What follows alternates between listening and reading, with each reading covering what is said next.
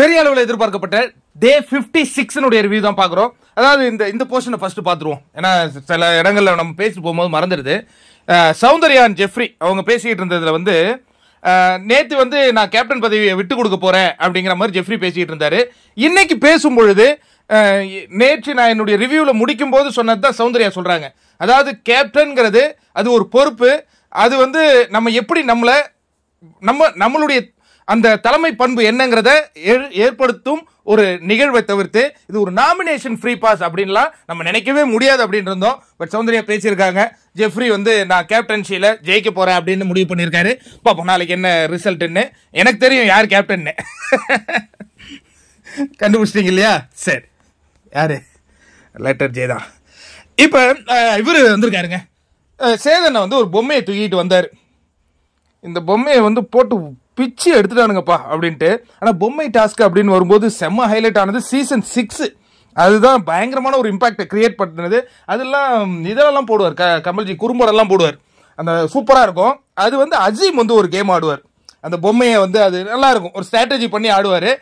அதே மாதிரியான கேமை பவித்ரா ஆடினாங்களா அப்படின்னா அவங்களும் 3 டீம்லையும் ஆடி இருக்காங்க. பாருங்களேன், 3 டீம்லையும் ஆடி இருக்காங்க. ஆக்சுவலாக இந்த பொம்மை டாஸ்கை பொறுத்த வரைக்கும் யார் வெற்றி பெறணும் யார் தோல்வி விடணும் அப்படிங்கறத நிர்ணயிக்கிறது தான் இது இந்த பொம்மை டாஸ்க். நீங்க போன சீசன் 6 பயங்கரமா அடிச்சுப்பாங்க. ஆனா ராம்னு ஒரு கேண்டிடேட் அவர்லாம் அங்க வந்துருவாரு. 3 பேருக்கு கொடுப்பாங்க நாமினேஷன் ஃப்ரீ பாஸ். அமுதவானந்த் அவங்களாம் வாங்குவாங்க.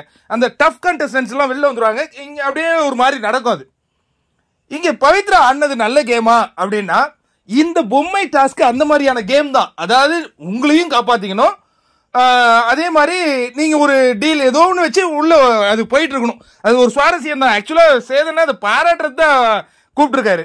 ஆனா அந்த பொண்ணு அதான் பியூர் சோல் இல்லையா? அப்ப ஸ்ட்ராட்டஜினா நம்ம ஏதாவது தப்பா ப்ரொஜெக்ட் ஆயிடுவோமோ, நம்மளை ஏதாவது தப்பா நினைச்சிருவாங்களோ அப்படின்னு நினைச்சுக்கிச்சா என்னன்னு தெரியல. அவர் 2-3 முறை கிளாப் கூட பண்றாரு. அது அந்த பொண்ணுக்கு புரியவே இல்லை. இல்ல சார் நான் எந்த இன்டென்ஷனோட அல்ல அப்படி எப்படின்னா அது அந்த மலுப்புனது தான் எனக்குலாம் ரொம்ப கஷ்டமா இருக்கு. ஏன்னா மற்ற இதெல்லாம் அவுட் ஆனது, இப்போ ராணுவலாம் அவுட் ஆகுனதுக்கெல்லாம் கூட சரி நம்ம மன்னிச்சு விட்டு ஓடிடலாம். ஆனால் மன்சரி வந்து வாலண்டியராக தானே பண்ணாங்க. ஏன்னா மன்சரியோடைய பொம்மையை இவங்க வந்து டாலோஸ்குள்ளே இவங்க போயிட்டாங்க. யார்? பவித்ரா வந்து டாலோஸ்குள்ளே போயிட்டாங்க. மன்சரி வந்து டாலோஸ்குள்ளே வரல. அப்படின்னா என்ன அதில் மீன் ஆகுது அப்படின்னா இங்கே டிஃபென்சிவ்னு ஒரு டீம் இருக்குல்ல. அப்போ அவங்க டிஃபென்சிவ் பண்ணுறவங்க என்ன பண்ணுறாங்க, எந்த பொம்மை சேவ் ஆகணுமோ அதை உள்ளே விட்டுறாங்க. அப்போ அந்த பார்ட்டில் மன்சரியை உள்ளே விடலை. கரெக்டா? ஏன் உள்ளே விடலை? மன்சரி கையில் பவித்ரா இருக்கு. அப்போ பவித்ராவை அவுட் ஆகணும்னு கூட அந்த டிஃபென்சிவ் டீம் ஜெயிச்சிருக்கலாம். அதனால தானே பவித்ரா உள்ள விட்டுருக்காங்க. பவித்ரா உள்ள போய் வைக்காத திரும்பி வந்துட்டு அதுக்கப்புறமும் மன்சரி கேட்பாங்க, எனக்கு வந்து அடுத்த வாரம் அந்த நாமினேஷன் ஃப்ரீ பாஸ்க்கு எனக்கு யூஸா இருக்கும் அப்படிலாம் கேட்கும்போது கூட அவங்க அது கொடுக்கல. அதுக்கப்புறம் நடுவில் சிவா பூந்து அவர் ஒரு என்ன சோக் பண்ணிட்டீங்க இது ஏதோ ஒன்று சொல்ல மஞ்சரி கொண்டு போய் அந்த பொம்மையை வச்சாங்க. அதுதான் கேட்குறாரு சேதனை, நீ வந்து இது ஒரு ஸ்ட்ராட்டஜி அதானம்மா? ஆமாம் சார் அப்படின்னா அதில் ஒன்றும் பிரச்சனை இல்லை. அது அவங்க பயங்கரமாக ஹேட் ஆனது எனக்கு ரொம்ப சர்ப்ரைஸாக இருந்தது. இந்த கேமுக்கு வந்து 5 பேர் அவுட் ஆகியிருக்காங்க. 6ன்னு நினைக்கிறேன், ஒரு 5ங்கிறார். 5 பேர் அவுட் ஆகியிருக்காங்கன்னா that is a clever move தானேங்க. அதை அவங்க புரிஞ்சிக்காத நம்மளை தப்பாக நினச்சிப்பாங்களோ அப்படிங்கிற ஒரு பார்வையில் அவங்க கடத்திக்கிட்டு போயிடாங்க. சரி, அது ஒரு பிரச்சனை முடிஞ்சுது. 2வது விஷயம் தான் ரொம்ப இம்பார்ட்டண்ட்டான ஒரு விஷயம். என்னன்னா விஷாலுக்கு வந்து கேமே தெரியாதுன்னு பாருங்க. ஆரம்பத்தில் ரொம்ப கிளவரா அவர் முத்து பொம்மையை தாங்க எடுத்து வச்சுட்டு நின்றுட்டு இருந்தாரு.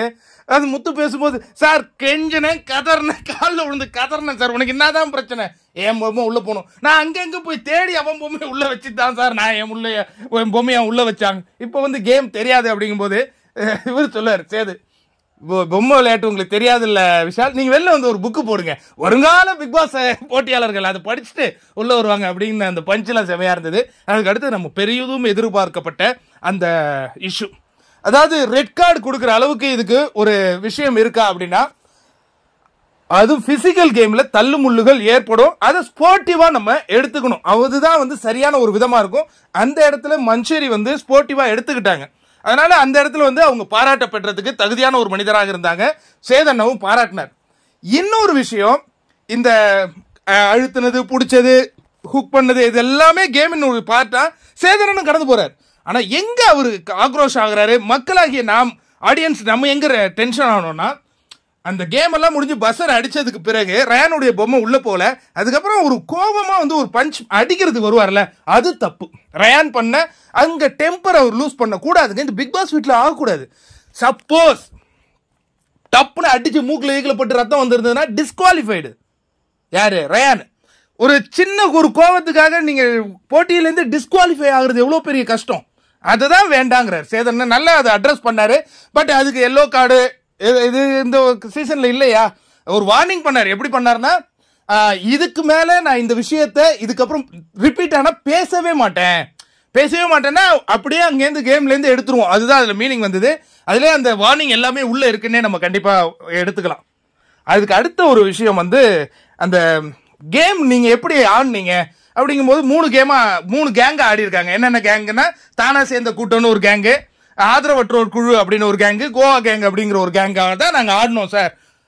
பவித்ரா நீ எந்த கேங்குமா? நான் 3 கேங்லையும் போய் வந்துட்டாங்க. அதுக்கப்புறம் ரஞ்சித் சார் என்னன்னா, கோவா கேங்கனுடைய லீடரா இது மேனேஜரா செயல்பட்டு இருக்காரு அப்படிங்கிற மாதிரி ஒரு காமெடியா தான் எடுத்துட்டு போனாங்க. அப்பதான் சொல்றாரு, இங்கெல்லாம் ஒரு 3 கேங் சொல்றீங்கல்ல, இதை தவிர்த்து இன்னொரு கேங் இருக்கு, mid night biryani gang, mid night திருட்டு கடை பிரியாணி கேங், யாருன்னு தெரியுமா அப்படின்ன உடனே அந்த ஆட்கள்லாம் எழுந்து நிக்கிறாங்க. அதுல அந்த கேங்குக்கு புளியார் சொல்லி போட்டு விட்டது யாருன்னு பாத்தீங்கன்னா சாட்சனா தான். என்னைக்கோ ஒரு நாள் நூடுல்ஸை சமைக்க போயிருக்காங்க. நூடுல்ஸை சாப்பிட்டுட்டு பசி அவங்களுக்கு அடங்கலையா. அதுக்கப்புறம் எல்லாரும் நீ வந்து கொஞ்சம் உங்க கேர்ள்ஸ் டீம்லேருந்து இதை கொடு, இது வெங்காயம் பச்சடியை வெங்காயத்தை கொடு, நாங்கள் இங்கேருந்து இது ஏதோ ஒன்று சொல்கிறாங்க கதையை. ஆனால் அது ரொம்ப ஹாஷாக கொண்டு போவார்னு பார்த்தீங்கன்னா அது ஒரு காமெடி ட்ராக் மாதிரி மாறி போச்சு. ஏன்னா நம்ம எல்லாம் இப்போ யோசிச்சு பார்த்தீங்கன்னா சேதன் அது முடிச்சுட்டு சொல்கிறார். என்ன சொல்கிறாரு, இது வந்து 24/7 இதில் வரல, 1 hour எபிசோடில் வரல, ஆனால் 24/7 வந்துச்சு. இதை நிறைய பேர் என்னை கேட்க சொல்லி கேட்டாங்க, நான் இப்போ கேட்டிருக்கேன் அப்படின்னு தான் சொன்னார். ஆனால் இது யோசிச்சு பார்த்தீங்கன்னா அவங்க செஞ்சு சாப்பிட்டாங்களே, அது அவங்களுடைய ப்ரொவிஷன் கிடையாது, அது ஒரு டீமாக இருக்கிற ப்ரொவிஷன். ஏன்னா ஒரு முறை இவங்க செஞ்சு சாப்பிட்டதுக்கு பிறகு அடுத்த நாள் வந்து முத்துக்குமரன் தீபக்லாம் பேசும்போது வெறும் கஞ்சி வச்சு சாப்பிட்ருவோம் அப்படின்னு பேசிக்கிட்டு இருந்தாங்க. நீ நைட்டு பிரியாணி சாப்பிட்டதுக்கு பிறகு மற்றவங்க கஞ்சி சாப்பிட்றான்ல, அதில் ஒரு வலி இருக்குல்ல, அது உங்களுக்கு ஃபீல் கூட பண்ணலையாடா நீங்கள் அப்படிங்கிற அந்த ஒரு எமோஷனில் தான் நம்மளால் அதை கேட்கவே சொன்னோம்.